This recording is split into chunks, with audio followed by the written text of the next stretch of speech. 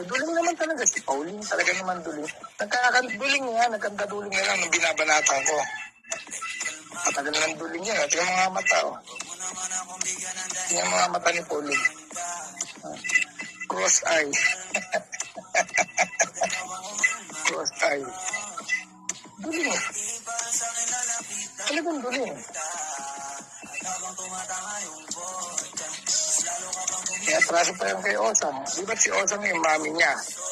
Ito lang nga ako hindi kasi ako updated. Pero sana naman kung meron kaming common friends ni Osam. Ito lang maipapangako ko pala.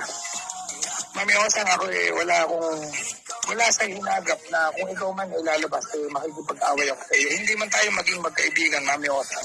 Asahan mo na kung ikaw lalabas, babanatan mo si Pauline. Magkakampi tayo.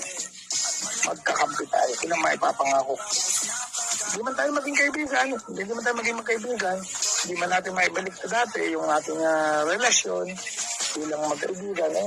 Ayos na siguro. Magkakilala na lang. Pero, kakampihan kita sa laban niyo ni Pauline. Hindi kita awayin. Wari matapos ang laban. Hindi kita awayin. Mananahimik ako. Especially pagtungkol sa'yo. Hindi bilang kita na parang si Tito Sammy, parang si Tita Mel. Hindi ko na inaaway. Although binabati ko sila, pag nakikita ko na, pagbiroan ako sa ganun lang kami. Hindi kami naging matatalik na magkaibigan. O hindi kami magkaibigan magkakakilala lang. Pero kung mag-uusap kami civil, hindi nila ako sinisiraan at hindi ko sila sinisiraan. Ganun lang. Di ba Mami Osang kasarap ng ganung estado? Yun lang mapapangako ko. Sakaling lalabas ka, Mami Osang, at yung ginawa sa ni Pauline na pagtataksil, na pumunta kay Amazing Idol, na siyang immortal na kaaway mo, ikakampi mo ako, Mami Osang. Sabihin na natin na, ipagpalagay na natin na pambawi ko sa'yo.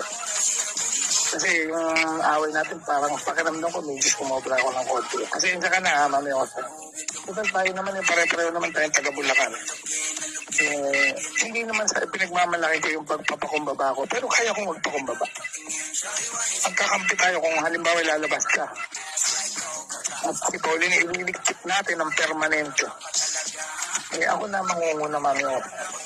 Basta alalayan mo ako. Ang kailangan ko yung mga resibo, ebidensya. Meron akong hawak. May hawak ako may ebidensya, Mami Osang. Pero, madadami ito Ayoko nung ganon. Ayoko nung nakamingin yung pangalan mo dyan. Kagaya nitong pinopost ko kanina. Ayoko na doon mauwi yung mga issue. Kasi hindi na tayo dapat maglaban, Mami Osang. Na-resolve ako na kung sino si Buenas Hope. Na-resolve ako na yan.